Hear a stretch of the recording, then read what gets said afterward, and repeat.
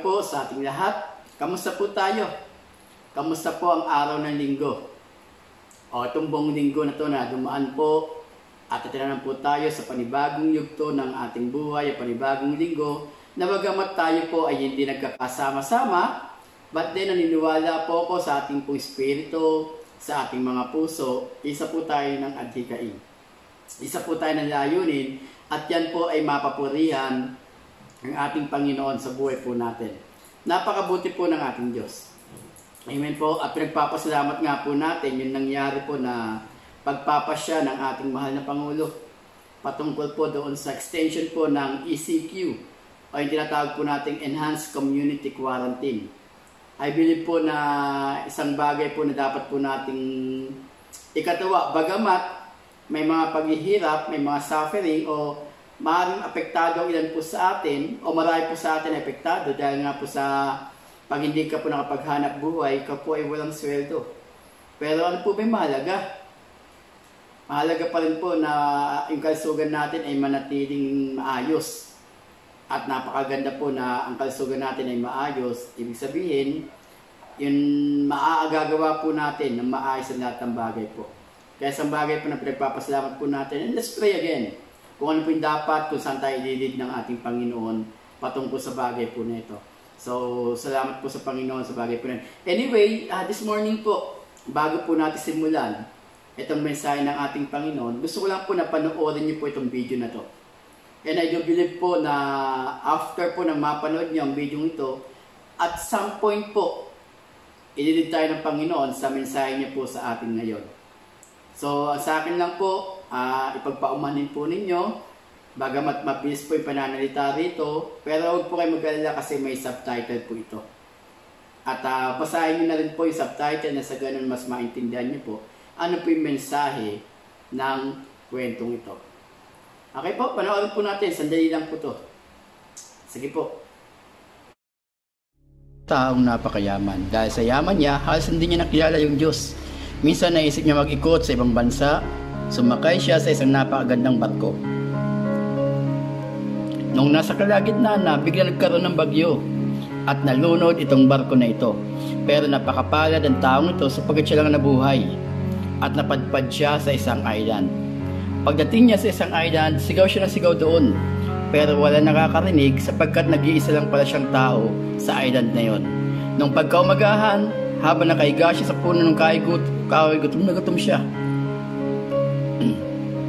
Nakatingala siya sa taas at naalala niya ang Diyos. At nanalangin siya, Panginoon, tulungan mo naman ako. Gutom na ako. Then after noon, lumakad yung taong to at nakasumpong siya ng mga saging. Maya-maya naman, nakakita naman siya ng puno ng niyog. Nabusog ang tao na ito. Habang nakaupo siya, naisip niya dapat magkaroon siya ng kubo. Para kung sa ganon, kung magkaroon ng ulan, hindi siya mabasa. Ang problema niya, hindi niya alam paano gumawa ng kubo. Muli tumingala siya sa taas.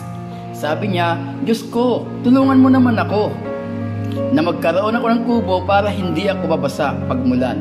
After noon, lumakad tong tao na to, nakita siya ng mga kahoy na putol at mga damo. In short, nagawa siya ng kubo yari sa mga kahoy at damo. Habang nagpapahinga siya doon sa kubo niya, naisip niya na mag-ipon ng maraming pagkain sa loob ng kubo niya. Muli sabi niya, Panginoon, total mabait ka naman sa akin. Tulungan mo ako na magkaroon ng maraming pagkain dito sa kubo. Umalis ang tao na to at naghanap ng mga pagkain. At muli, nakasumpong siya ng maraming pagkain at dinala niya ito sa kanyang kubo. Sabi ng tao na to, kahit isang buwan ako hindi lalabas dito, mabubusog na ako nito, hindi na ako magugutom. Dumating ang isang araw na boring siya sa kubo niya. Sabi niya, mamamasyal nga ako. Namasyal ang tao na ito sa gilid ng karagatan. Nung nakalayo na siya, biglang kumidlat at tinamaan ang kanyang kubo. Ang kubo niya ay naging abo. Lahat ng pinaghirapan niya na pagkain na inipon niya naging abo. Hindi niya napakinabangan. Ang ginawa niya, sigaw siya ng sigaw at tinuturo ang himpapawid. At sinisisi ang Diyos. Ano ang klaseng Diyos? Bakit mo ako pinabayaan? Naghihirap ngayon. Tinulungan mo ako magkaroon ng kubo. Tinuruan mo ako magkaroon ng prutas. Pero ano ngayon ang sinunog mo lahat? Anong klase kang Diyos? Buong hapon na yon sinisi niya ang Diyos hanggang sa nakatulog siya. Pero na magbukang liwayway na, may naririnig siyang mga boses.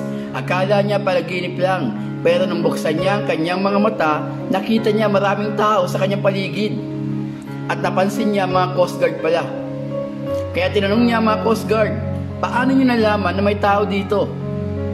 Ang sagot ng Coast Guard, kahapon po may nakita kaming usok nang galing dito sa island. Kaya ninais naming puntahan ang island na ito.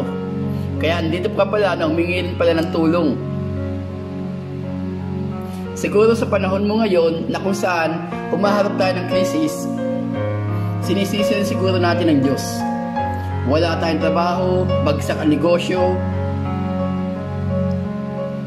Ang tanong ko ngayon, sinubukan na ba natin kausapin ang Diyos? Naglaan ba tayo ng oras araw-araw para kausapin ang Diyos?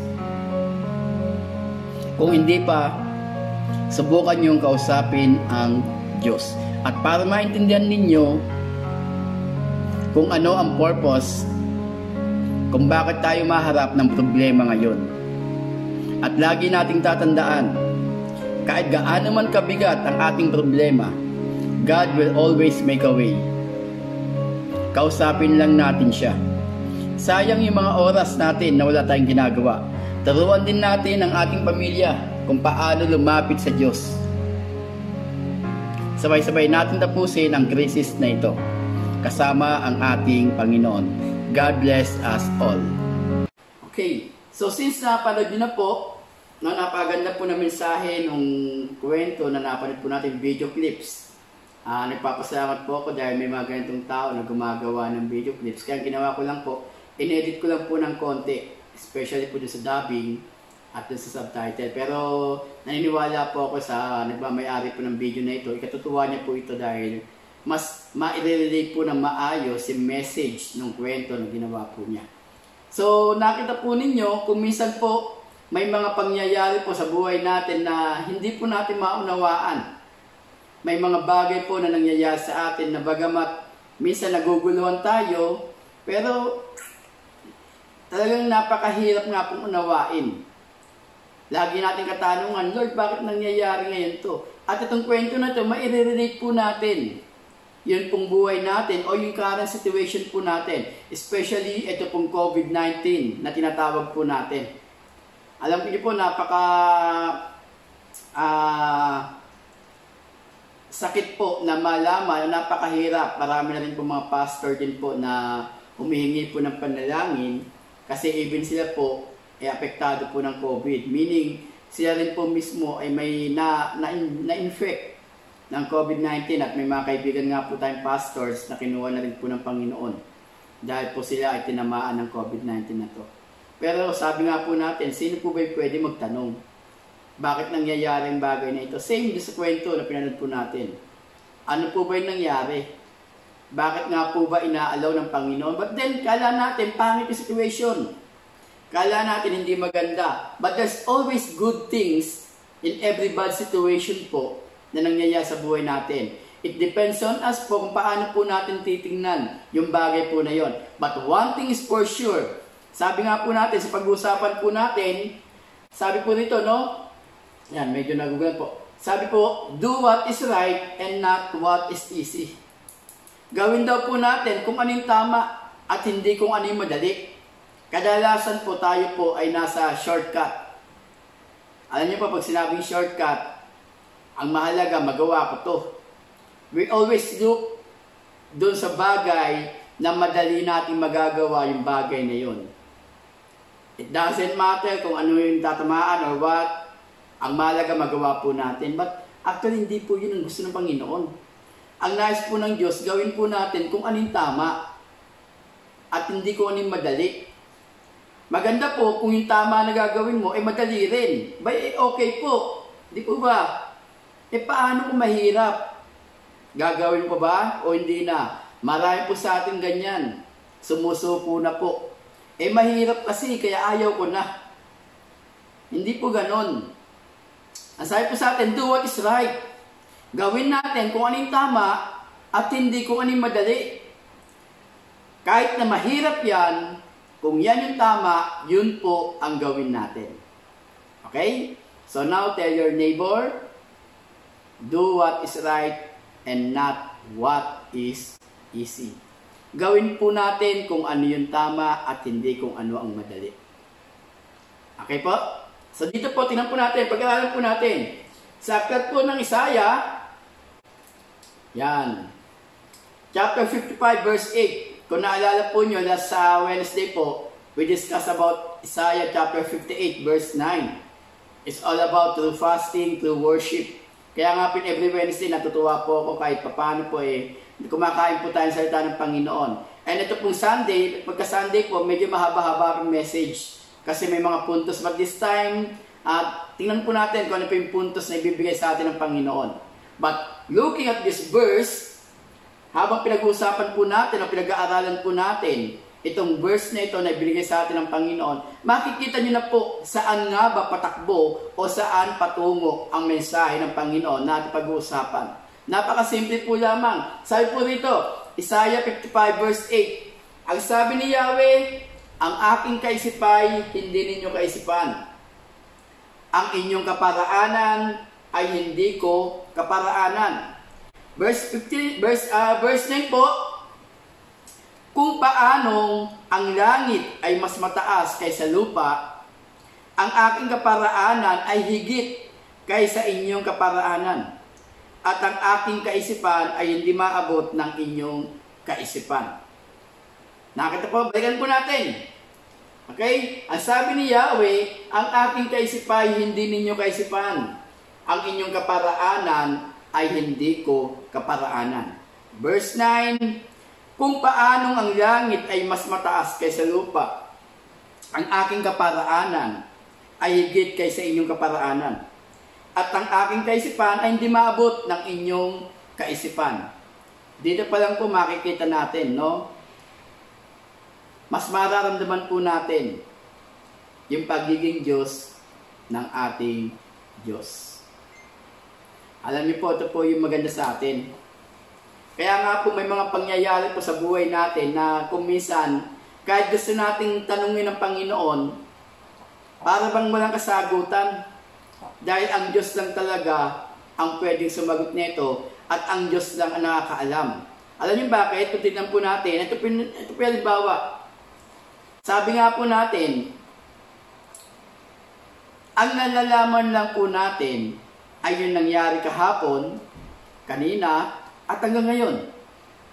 Pero yung mangyayari mamaya, yung mangyayari bukas sa mga susunod pang mga araw, hindi na po natin alam. Tama po? Wala pong pwedeng manghula kung ano yung mangyayari sa atin sa araw ng bukas. O yung mangyayari mamaya, wala po nakakaalam. Tanging ang Diyos lamang. Ganun po ang kaisipan ng Diyos. Walang pwedeng umarok o walang pwedeng makabatid o walang nakababatid sa kaisipan ng Diyos. Iba ang kaisipan ng Diyos. Same thing sa kaparaanan. Pag sinabing kaparaanan, minsan, eto yung alam natin eh. Eto yung nakikita natin madaling gawin. Eto yung nakikita natin tamang gawin. But sometimes, mag-iisip ka, bakit kailangan eto yung mangyari?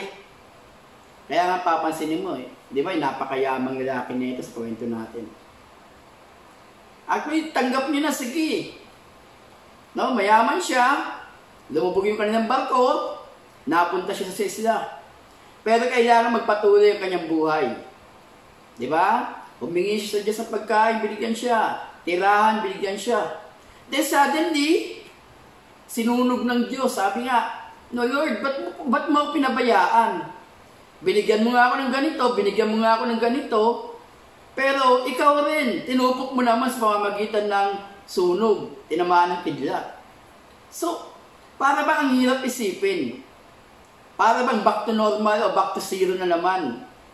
Pagkatapos ng pangyayari ito, pagkatapos ko ipundar ang mga bagay na ito, then suddenly magkakaroon ng sunog. mawawala ang lahat ng bagay na ito. So magsisimula ka magtanong ngayon sa Diyos. Pero hindi po natin alam na yung mga bagay na nangyayari po na yun, kaparaanan po pala ng Diyos.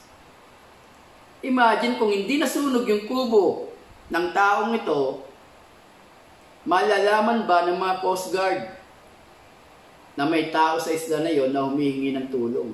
Actually, di na nga siya humihingi ng tulong eh. Para bang okay na siya.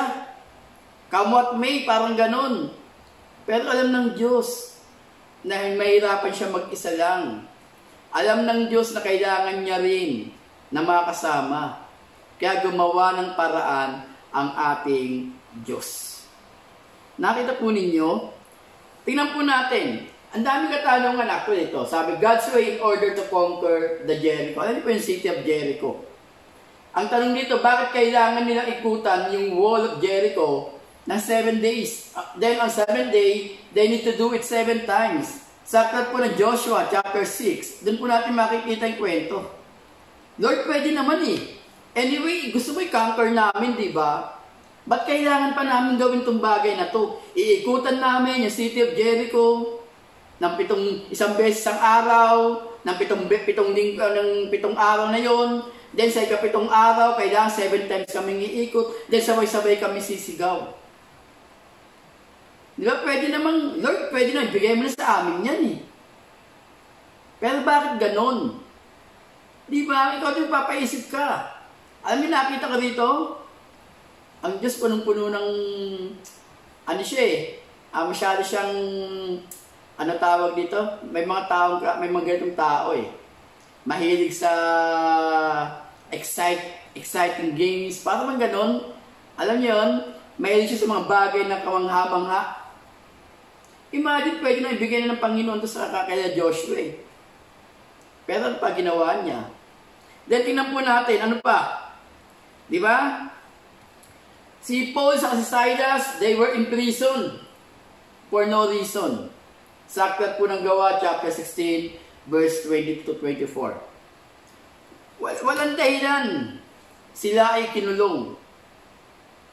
Kung mapapansin po niya, kung di po nagkakamali, sa second missionary journey yata to, ni Paul. Kasama ni Silas.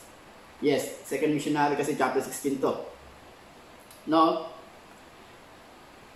Imagine, ikinulong sila sa lugar ng Filipi, o Pilipay, kung tawagin nga natin, nang walang dahilan. Pero ang tanong, alam niyo po ba, ano nangyari? After sila makulong, yun pong prison guard, nakita po niya yung kapangyarihan ng Diyos. Kaya itong prison guard na ito, ang ginawa po niya, in-invite niya po si Pablo sa kanyang tahanan. Siya at ang kanyang sambahayan ay naligtas. But they were in prison without reason. No purpose. Kaya lang sometimes makikita natin yung dahilan ng Panginoon at the end of it. Kaya dito pa lang makikita natin, iba yung kaparaanan ng Diyos sa kaparaanan natin. Tayo, di ba, minsan, gusto natin mag-share na kaagad. Gusto natin ibahagi ito. Which is walang mali doon. Kasi yun may purpose natin eh. Ibahagi talaga yung mensahe ng Panginoon. Pero ang Panginoon iba. Sometimes, no, gagawin niya, dadaan ka sa isang bagay na para bang, grabe naman, ang hirap naman ng ganito. Ba't kailangan papagdaanan to? Yun yung kaparaanan ng Diyos eh. Ano gagawin natin? Okay? So, tingnan po natin to. Ang pinakamagandang halimbawa po, yung buhay po ni Jose. The life of Joseph is a good example of the mysterious way God sometimes works. Ano po ibig sabihin? No, kung maalala po natin, ano po ba naging buhay ni Jose? Diba? Siya po ay ibinenta. He was sold into slavery. Ibinenta siya ng kanyang mga kapatid para maging isang alipin. Then, ano pa nangyari sa kanya? Siya ay nakulong nang walang kasalanan. Remember, di ba? Pinagbintangan siya ng asawa ni Potiphar. Pero siya ay nakulong. But God allows those things happen. Bakit? Inalaw ng Diyos na mangyari yung mga bagay na yun. Kasi from that moment, Doon sa mga bagay na yon, doon gagalaw ang Panginoon. Doon siya may gagawin at doon siya may ipapakita sa atin. Same situation natin ngayon. Ano yung situation mo ngayon na nagpapahirap sa iyo na up to now, hindi mo pa rin maintindihan? Bakit nangyayari ang bagay na ito? Actually, ang daming katanungan, bakit itong COVID-19 na ito ay nangyayari ngayon? Imagine, sabi ko, ano ba yung damdamin natin ngayon? Now we are suffering. Naghihirap tayo ngayon. Hindi normal ang buhay natin. We cannot go out without yung quarantine pass na tinatawag natin. Pag pupunta ka ng Pure Gold, pupunta ka ng supermarket, napakahaba ng pila. It's not normal. Hindi na normal. Yun buhay natin ngayon. Pupunta ka ng palengke, kailangan may Q-pass ka, then mayroon ka pang ID to prove na ikaw nga yung may hawak o ikaw yung may-ari ng quarantine pass. Ang buhay po natin ngayon hindi na normal. Pero bakit nangyayari ang bagay na ito? Sabi nga natin, actually, yung kay Joseph po, kung hindi po nangyari yun, malamang wala pong Exodus. Wala pong Moses. Kung binigyan ng option o binigyan ng choice si Joseph, no, kung sabi, ibebenta siya para mag-isang alipin at kung tumanggi siya doon at nangyaring gusto niya, mawawalan ng saysay yung ibinigay na pangako ni Yahweh kay Abraham. Sa itong mga bagay na ito, nangyayari because it is God's plan. There's always a purpose, there's always a reason bakit nangyayari ang bagay na ito. Same thing now, situation mo. Ano yung situation mo ngayon na nagpapahirap sa iyo, na sa tingin mo parang hindi naman dapat pero bakit ko pinagdaraanan ang bagay na ito? Bakit kailangan kong pagdaanan? Alam niyo, sabi ko nga po, even ako dumating sa punto na nung time na ako po hirap na hirap. Sumasakit lagi ulo ko, inuuntog ko ulo ko, natuto ako magtago, natuto na hindi ko na sinasabi sa mga tao for how many months, at yun yung pakiramdam ko. Ang tanong ko palagi, Panginoon, bakit ako? Anong dahilan?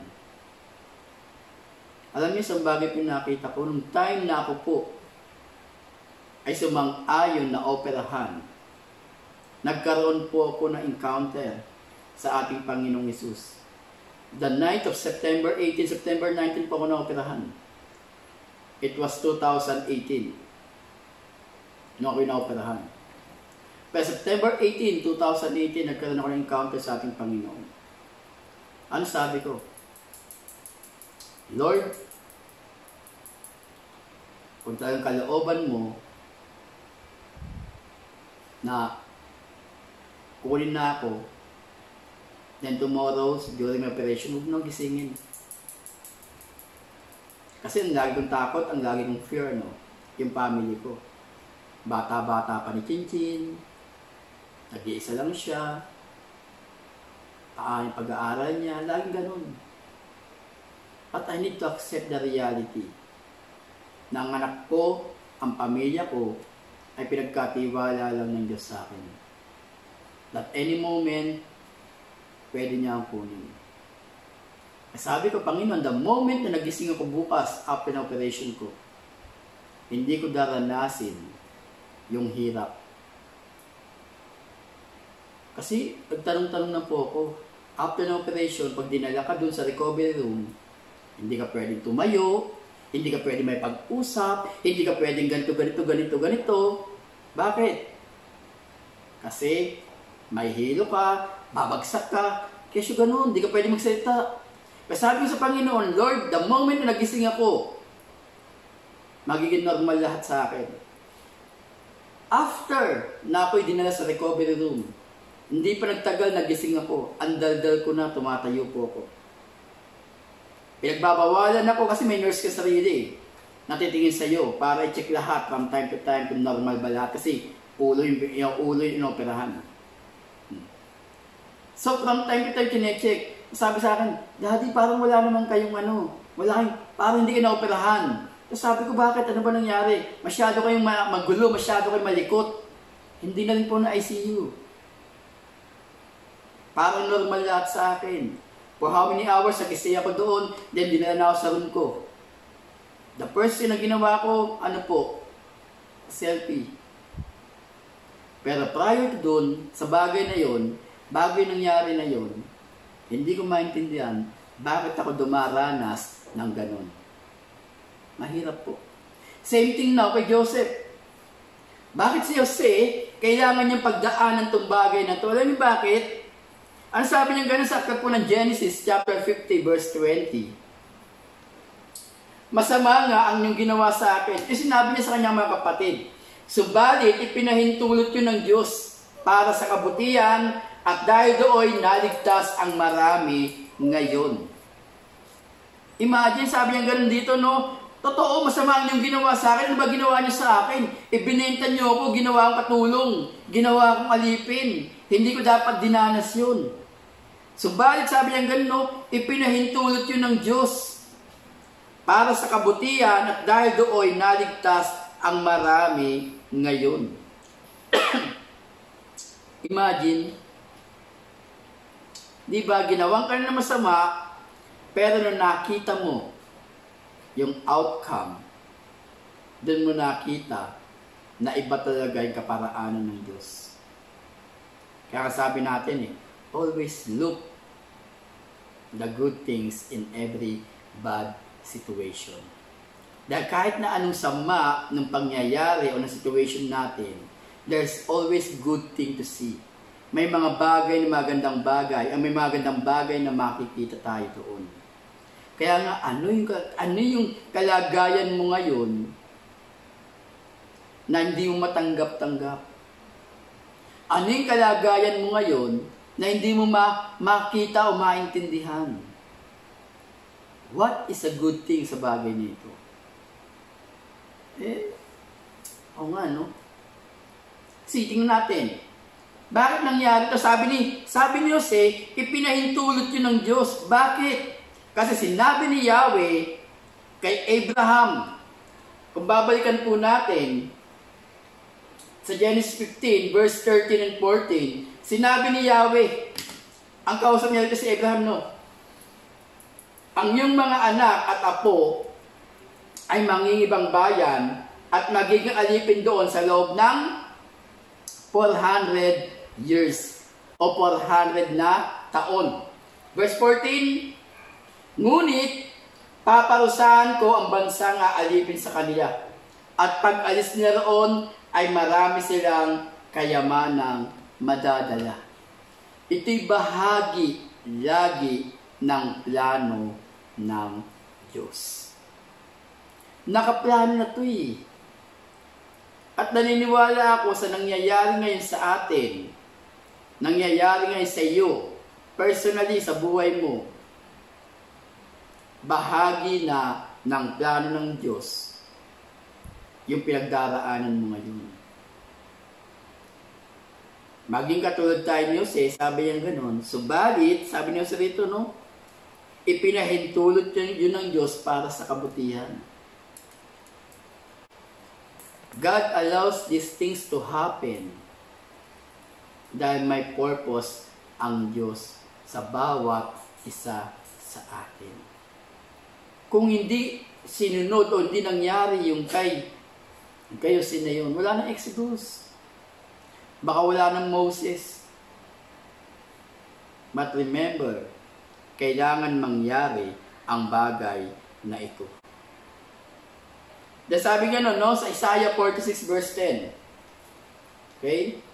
Sa simula pa'y itinakda ko na at aking inihayag kung ano ang magaganap.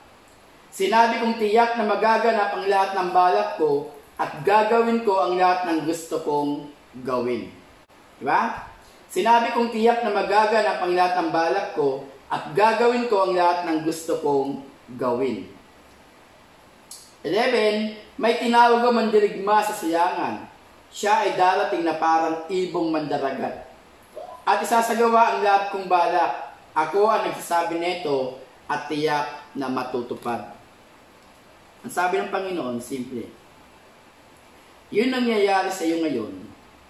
Yung situation mo ngayon, mangyayari yung bagay na yun. Kasi may magandang layunin ang Diyos sa buhay mo. Now, pag-usapan po natin. Anong kalagayan mo ngayon? Anong situation mo ngayon? Ano yung pinag-daraanan mo ngayon? Sabi natin, do what is right and not what is easy. Ang pagsunod sa Diyos, hindi madali. Ang pagsunod sa Diyos, nangailangan ng mga bagay na kailangan natin isakripisyo. Ang pagsunod sa Diyos, nangailangan ng tamang bagay na gagawin natin. Sabi po sa aklat po ng Mateo, chapter 16, verse 24. No? Kung gusto na po natin sumunod sa ating Panginoong Hesus, kailangan daw po nating i-deny ang ating mga sarili. Pasanin ang ating krus at tayo ay sumunod sa Kanya. If we want to follow Jesus, we must deny ourselves. We must carry our cross, then follow Jesus. Ang pagsunod sa Panginoon, kailangan gawin natin kung ano ang tama at hindi kung ano ang madali. Kapag sinabi natin na tayo, i-deny natin ang ating sarili. Tingnan natin anong kaparaanan ng Diyos sa bagay na ito. Ano yung kaisipan ng Diyos sa bagay na ito? That the moment you follow, the moment you obey, kailangan makita natin ba't natin ginagawa yung ginagawa natin ngayon. Ba't kailangan natin gawin ang bagay na ito. That even to the last moment of Jesus Christ, di ba? Ang Panginoong Hesus sa Marcos chapter 14 verse 36, bago siya mamatay, sabi ng Panginoon dito, no? Nanalangin siya. Ama ko, magagawa mo ang lahat ng bagay. Alisin mo sa akin ang paghihirap na ito, ngunit hindi ang kalooban ko, kundi ang kalooban mo ang masunod. Simple po lamang ang nais sa Panginoon.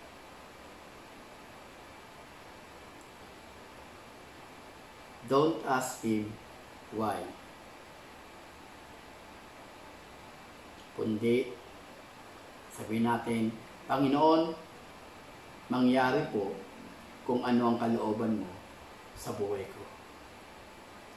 Na kung kailangan ko pagdaanan ang bagay na ito, then so be it. Mangyari po yung kalooban mo. Because Panginoon, I know, at the end of the day, makikita ko rin yung magandang bagay sa pangit na nangyayari sa buhay ko. Lord, I want to follow you. I want to obey you. And this is the right thing to do. Ito yung tamang dapat kong gawin. Sundin ko kung anong kalooban mo. Hindi yung kalooban ko, kundi ang kalooban mo. Alam ko, Panginoon, na hindi madali ang sumunod sa iyo. Dahil kailangan kong i-deny ang aking sarili. Kailangan kong pasanin ang aking krus. Nang sa ganon, makasunod ako sa iyo ng tama. Hindi kita tatanungin, Panginoon, hindi kita ko questionin. Bakit ito yung kaparaanan na binibigay mo sa akin? Hindi ko na rin tatanungin kung ano yung kaisipan mo sa bagay na ito. Because one thing po ang pinakita mo sa akin, sa aklat po ng Isaiah 55 verse 8 and 9, that you are my God. You are my creator and I am your creation. Na hindi pwedeng magsama. Na yung kaisipan ng aking manlilikha ay sadyang iba sa kaisipan ko bilang isang nilikha. Dito, Panginoon, pinapakita mo sa amin na ikaw yung Diyos na makapangyarihan. Na kami bilang isip, bilang bahagi ng iyong creation, ay gagawin lang namin kung ano yung tamang bagay na dapat namin gawin. We will do what is right and not what is easy. Hindi madali, Panginoon, para sa amin na i-deny ang aming mga sarili. Meaning to say, yung mga bagay na ini-enjoy namin, yung mga bagay na kung saan nag-i-enjoy kami, na alam namin na hindi naman tama sa paningin mo, na hindi naman dapat namin ginagawa, ay kailangan naming bitawan. Na yung karakter o yung ugali namin na hindi tama, ay dapat na namin talikuran. Ang tanong lang, Panginoon, ang gusto lang po namin, tulungan mo kami na magawa kung ano ang kalooban mo sa buhay namin. Yung situation ngayon, this is our current situation. Sabi nga ng iba, this is now the new normal. Ito na yung bagong normal na buhay namin. Wala na yung dati. Ito na ngayon yung bagong normal. Na kailangan laging may social distancing. Na kailangan ikaw ay laging naka-face mask. Na ikaw paglabas mo, kailangan lagi ka may ID. Na huwag ka na magtaka pagka ikaw ay tinanong, na pagka ikaw ay kinwestiyon. Na huwag ka na magtaka bakit may curfew. This is now the new normal. Lord, tulungan mo lang kami na maunawaan namin ang mga bagay na nangyayari ngayon sa aming paligid. Gagawin namin kung anong tama.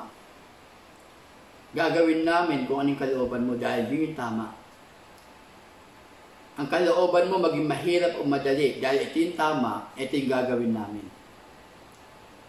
We will do what is right and not what is easy.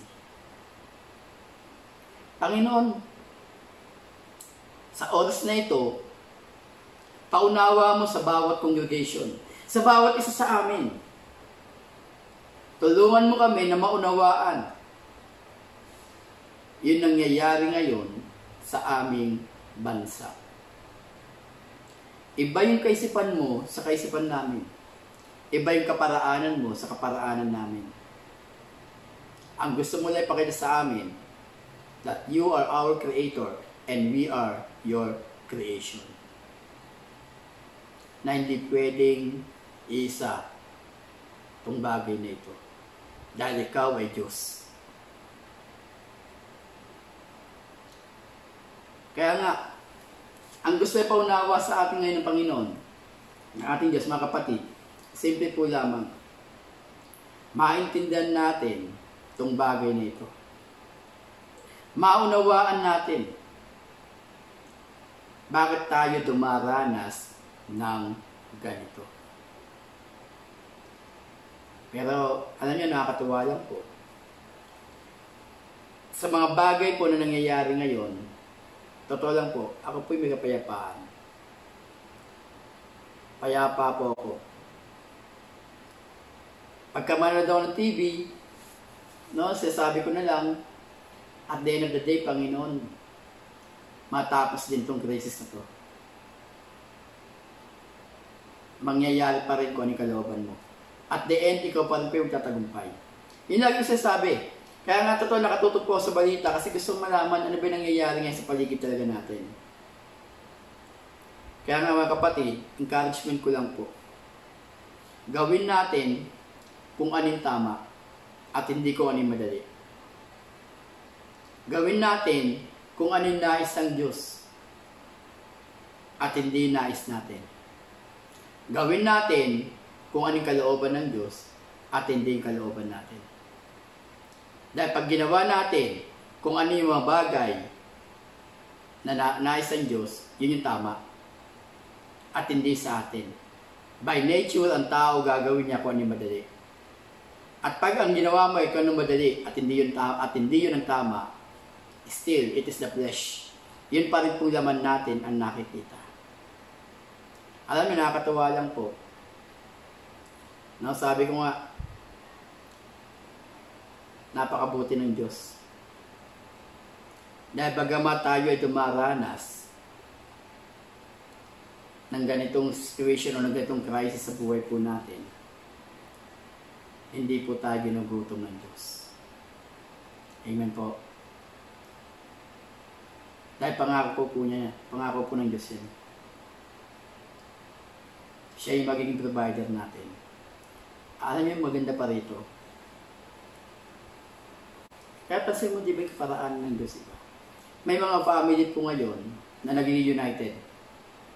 Nagkakaroon ng family devotion. Siguro kung walang ganitong COVID, hindi na mangyayari yung family devotion na yan. Hindi sila mabubuo para magkausap-usap. Nagkaroon din po, may nabalitaan nga po, may sabi sa akin. Dahil sa COVID na ito, nagkaroon kami ng reconciliation. Naging maayos yung pamilya namin. Dahil sa COVID na ito, sa kagustuhan ng Diyos na mapag-isa ang bawat pamilya, ito yung kaparaanan niya. Pangit kung titingnan natin, pero yung resulta, ano yung resulta? Ano yung outcome? Di ba? Mas nagiging united ang bawat isa. Mas natututo na magpahalaga ang bawat isa. Imagine, even ako nga, sabi ko, iba ka talaga? Kailangan pang mangyari itong bagay na ito para ma-realize natin na kailangan natin ng Diyos.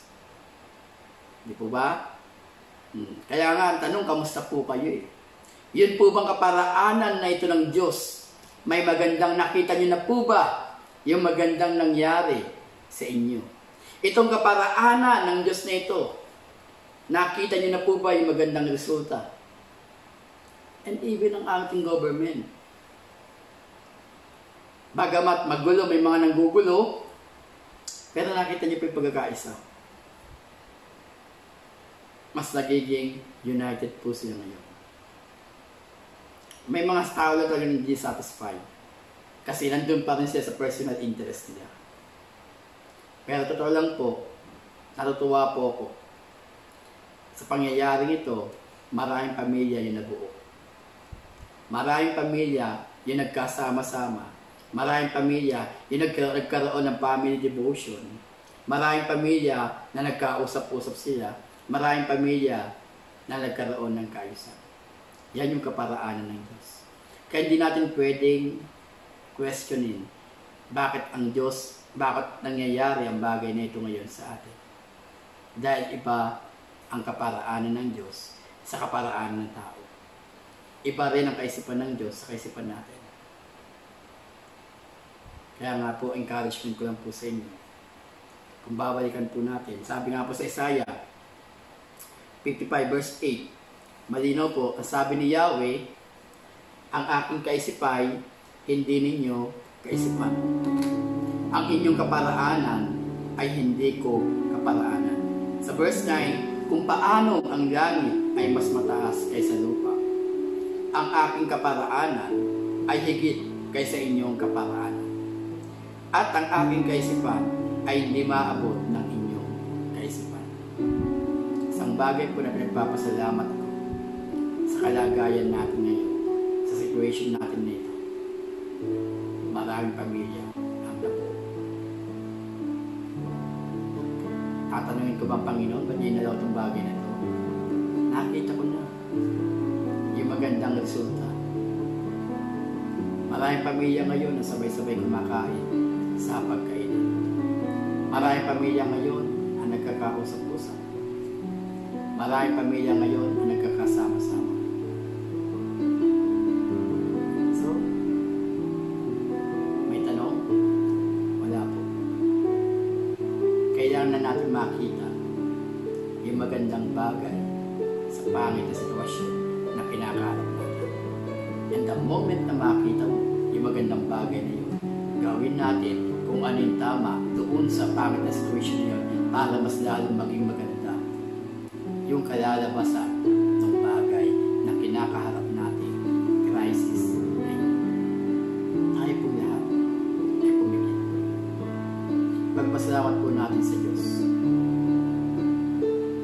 Dahil dito pinapakita ng Diyos sa atin na siya ang lumikha sa atin at tayo bahagi lamang ng kanyang nilikha.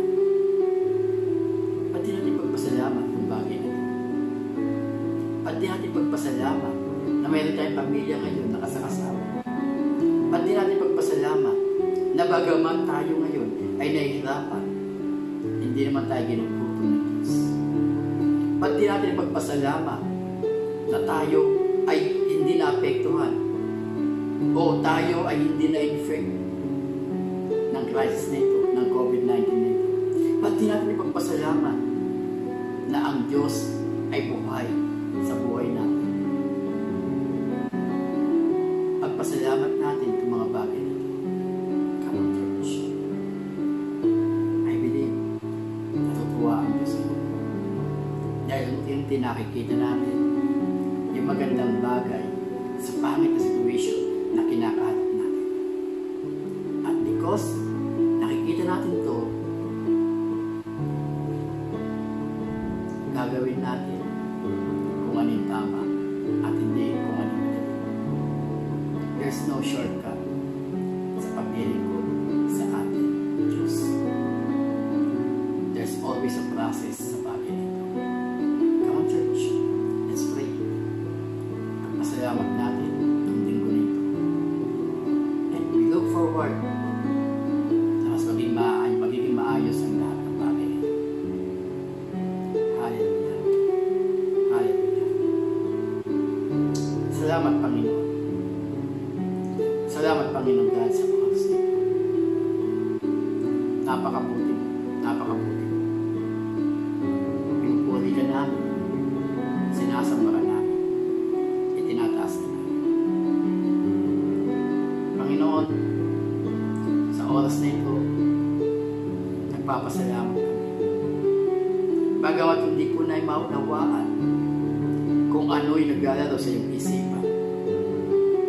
Kung bakit kailangan na pagdaanan ang bagay na ito, itong crisis na ito. Pero natutuwa po kami, Panginoon, dahil nakikita namin yung magandang resulta na ito. Maraming family ang nabubuo ngayon.